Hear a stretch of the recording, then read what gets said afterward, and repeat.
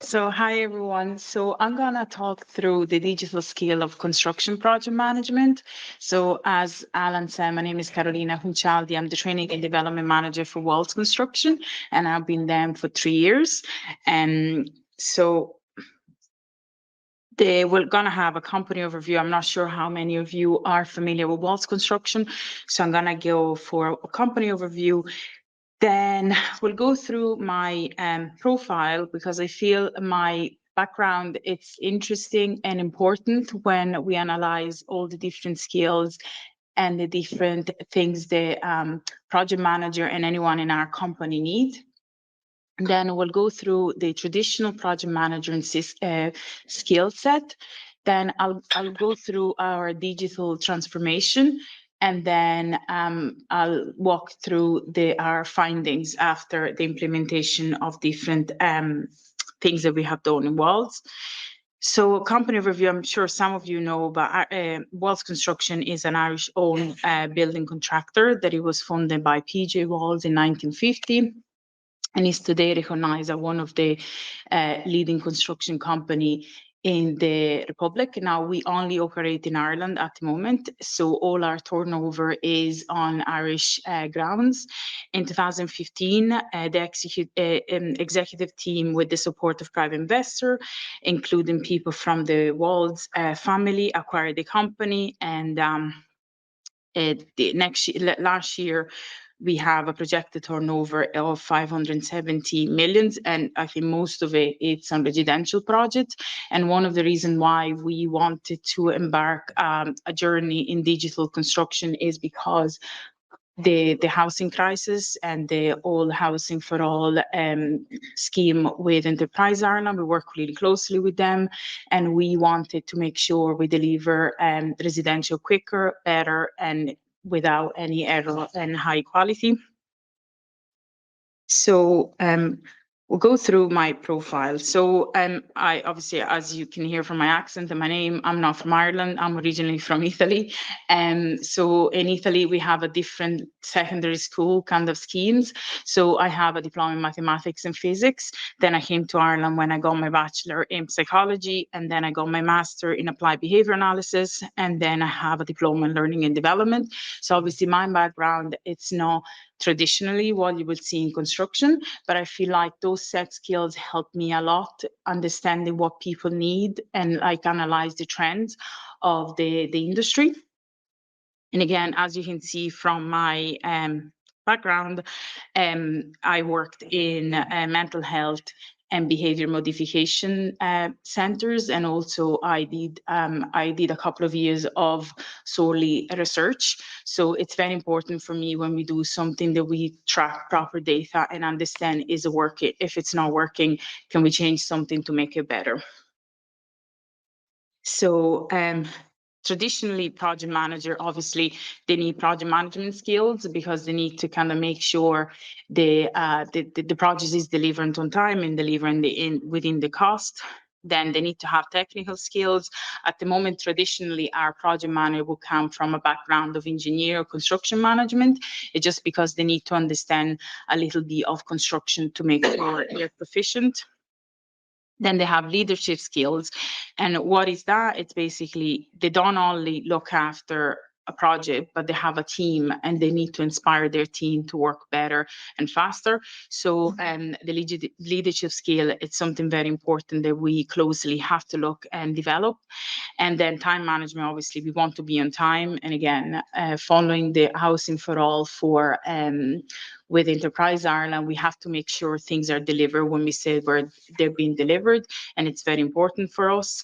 And then quality management, again, this is one of the aspects where digital construction has come very handy for us, because now it's so much easier to track quality and make sure we deliver things with standard quality, and also that we can track if there is something that it hasn't gone the way that it's supposed to be going. Then health and safety, again, compliance, again, like we use a lot of digital tool for health and safety inspection. And even if we have this tool which is called Open Space, that you walk around the site to take video of the site. And then if the project manager is not there for whatever reason, the night, he can watch the walk and make sure that everything is the way it's supposed to be. So it helps them as well, if they work remotely, to have a handle on the project.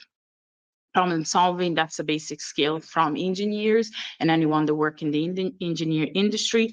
Then budgeting, cost management, that's again another important factor for the Housing for All scheme. Is like, we need to make sure we don't go over budget, because if we go over budget, client needs to pay more, or we need more funding, and that's not what we want to do, because we want to make sure everyone can have an affordable home at the end of our journey.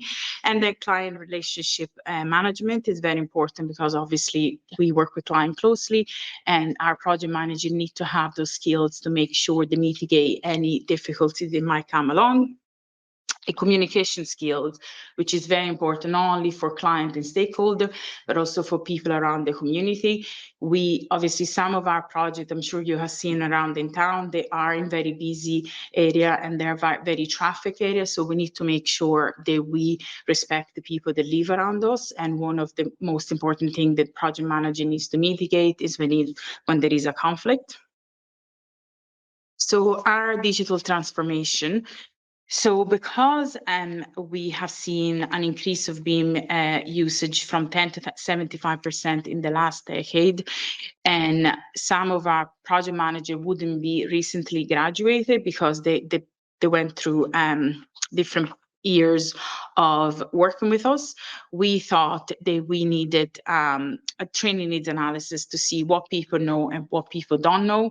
And from the training needs analysis, we had a clear understanding of the gaps, and also the interest in the subject itself. And obviously our digital strategies was developed to make sure we actually covered all, that we use the existing and emerging skills to actually upskill our operations, and we make sure we're as effective as we can be. So these were the results of our initial training needs analysis. As you can see, there was a high interest and awareness of how beneficial BIM was, but there was a very low usage of BIM at that stage, and very low usage of BIM within their third level. Now, some of them would have been graduated over 10 years ago, so obviously it wasn't that prevalent then. And then previous BIM training was very little. So obviously, once we saw that, I understood, okay, we need to kind of start making a plan in place to understand what do we need exactly for people to actually be proficient in digital technology. So the first thing we have done is, once we did the survey, a lot of people were like, oh, I'm not good at technology, I don't want to do these, this is daunting, and so on and so on. And obviously I knew there were going to be a little bit of resistance. So what we thought is we needed to introduce something that they had the 2D drawing with the 3D environment at the same time. And the only thing one thing that we thought it would work really well, it would be Dalux. So one of our first BIM project was delivered with the usage of Dalux. And like you can see there, and I'm sure the Dalux speaker will go through that, but you can see there you have the familiarity of the 2D and the 3D. So at that stage, feel like they lost a piece of them, but they can still see the two environments at the same time. So what we did then on that was, obviously we had a training phase, so everyone needs to be trained how to use the software and the importance of the software. And then when people start using it regularly, they start understanding, actually, this is actually not bad. I don't have to walk back to the office to see the model. I'm on site, I open the app and I have it here. And then obviously that kind of feed on our lean journey, because it's we kind of cut down the waste of people moving around and the waste of motion. So that was great for our lean journey as well. And again, for ESG, because we didn't have to print as much. So it was like a movement starting all at the one time that ticked so many boxes. It was like a jigsaw puzzle coming together, which was great. So once that was implemented, another thing we decided to implement is common data environment. And that's very important, again, because we have, like, Walls went from 300 staff to 500 staff in the maybe 2 years. So there is so many people joining, and there is so many things that people need to know to make efficient decision. So one of our major initiative was implemented. A company of the company was implementing the information manager digital transformation, and with the standardized common data environment across our project. And the team quickly saw how these standardized digital solution helped everyone. So if an engineer was moved from one project to the other project, you didn't need a person to sit down with them, show them everything. They know straight away. They go to the CDE, they check everything, they see all the documents, and everyone is up to speed. And as well, and as you can see there, I'm sure a lot of you use it for workflow, is really useful. So for submission or FI, so there was a lot of things that helped us moving in the right direction to be a paperless company, to be a company that everyone was involved in the project. Is not just, the graduate could access that and they could learn from that without necessarily being taught. And obviously, then again, for the file naming convention is very important, because then again, it's so much easier to find the file when you know how to name it, and everyone knows the rules behind the naming system, which was great because everyone now can access all the data. And these obviously everyone understood the benefits of that, and everyone actually got on board to realize these. And this has really become the fundament of our journey with the ISO 19650 and the ISO 19650 certification, because we understand we're doing a lot of good stuff. It's nice to be awarded for it. So another batch of training that we did after that was we did an understanding BIM project management ISO 19650. So all the project manager needs to understand why is it important to do these, and what can we do, what do we have to keep to make sure we keep the ISO 19650 certification. Then there was a lot of people, after we started using BIM and we started using digital technology, they went back to college and they enrolled for third level education. So we have a big batch of people that went back to college to know more about BIM and things, the digital construction. And then also Navisworks and Autodesk and Revit. Some clients use Navisworks and Autodesk, so we need to kind of make sure we go with whatever the clients want. And another thing that we're doing in our company is something called lesson learned. So our BIM, we have a digital department, and they do lesson learned every 3 months. So every 3 months they pick a topic, and for 20 minutes they'll have to talk about something that either has gone right or has gone wrong. This is being recorded, and then everyone is issued a recording. So even if you're not in the meeting for whatever reason, everyone is capable to actually look back and see what issue was and how did we solve it. And obviously I have my team that works with me, and we're trying to do kind of an agenda of everything that has gone through, so people have quick access to that. And then the conclusion from all of these is basically the whole digitalization, lean, ESG movement has started because of the residential crisis. So as most of you know, we are one of, probably we do mainly residential, now we're expanding in different area, but residential is one of our forte.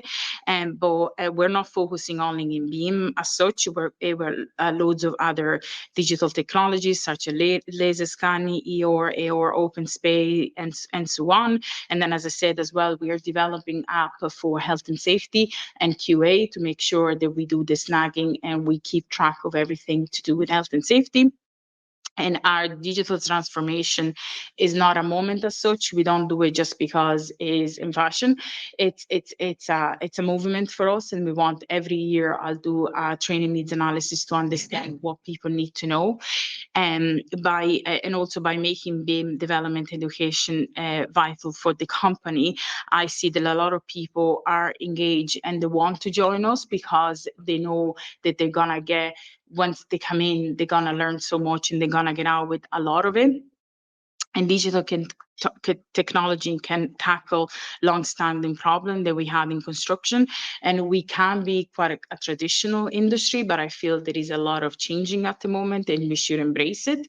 And today we have done over 800 hours of CPDs to do with digital technology. So that's me. Thank you.